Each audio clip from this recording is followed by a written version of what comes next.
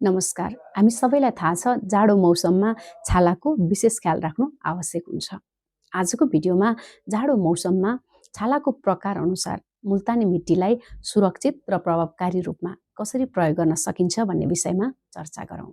Normal, oily, dry, combination र sensitive गरी मुख्य रूपमा हाम्रो छाला 5 प्रकारका हुन्छन्।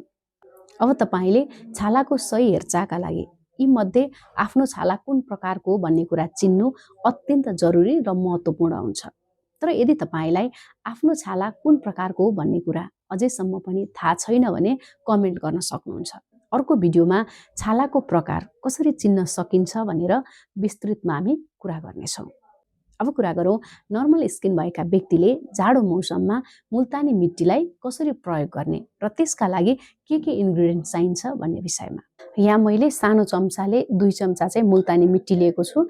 यहाँले पनि सानो चम्चाले 1 देखि 2 चम्चा लिन सक्नुहुन्छ र यसमा चाहिँ म अलिकति पानी अनि यो अलिकति गुलाब जल राखेर चाहिँ यसलाई म पेस्ट बनाउँदै छु। सुरुमा चाहिँ यो यसरी मैले घोल्दै गर्दा कस्तो भइराछ भन्नुहुन्छ भने यस्तो भएको छ कि यो अलिकति माटो हो नि त, माटो चाहिँ अलिकति गाँठा गाँठा जस्तो भएको छ। कस्तो बन्नु पर्यो यो पेस्ट चाहिँ भन्दा हजुरको न धेरै पाक्लो न धेरै पातलो, किन भन्दा हाम्रो फेसमा लगाउँदा चाहिँ नरम पनि बनोस् र अलिकति मजाले यसलाई चाहिँ सहज रूपमा चाहिँ फैलाउन सकियोस्। अलिकति एलोभेरा जेलको चाहिँ हामीले यहाँ प्रयोग गर्ने। यो यसले चाहिँ हामीलाई स्किनलाई ड्राई हुन दिँदैन। अब यो राखेर फेरि यसलाई चाहिँ हामीले के गर्नु पर्यो भन्दा मजाले चाहिँ यसको यो पेस्ट चाहिँ बनाउनु पर्यो। यो पेस्ट चाहिँ हाम्रो रेडी भइसकेको छ। यसमा चाहिँ यहाँहरूले देख्नुभयो मैले अलिकति गुलाब जल, अलिकति चाहिँ पानी अनि त्यस पछाडि त्यसमा थोरै चाहिँ एलोभेरा जेल मिसाएर बनाएँ। अब यो जेल चाहिँ हजुरले अलिकति समय लाग्छ, हजुरले पनि बनाउने बेलामा यसलाई अलिकति घोट्नु पर्ने हुन्छ। अब यो पेस्ट रेडी गरिसकेपछि तपाईले के ख्याल गर्नुपर्छ भने यो लगाउनुभन्दा अगाडि तपाईको फेस चाहिँ सफा भएको हुनुपर्छ र सफा फेसमा चाहिँ तपाईले यसको चाहिँ हल्का पातलो लेयर बनाएर चाहिँ पुरै अनुहारमा चाहिँ यो पेस्ट लगाउन सक्नुहुन्छ है।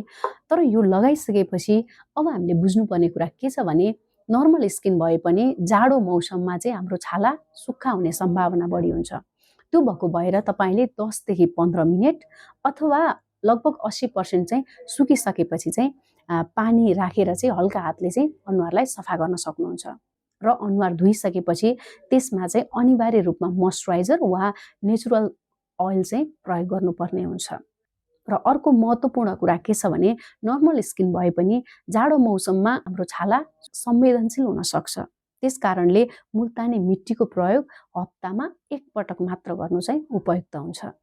र अन्त्यमा अर्को एकदमै ख्याल राख्नुपर्ने कुरा के छ भने यदि तपाईलाई मुल्तानी मिट्टीको प्रयोग गर्दा छालामा जलन वा असहज महसुस भयो भने चाहिँ तपाईले यसको प्रयोग चाहिँ तुरुन्तै बन्द गर्नुपर्ने हुन्छ।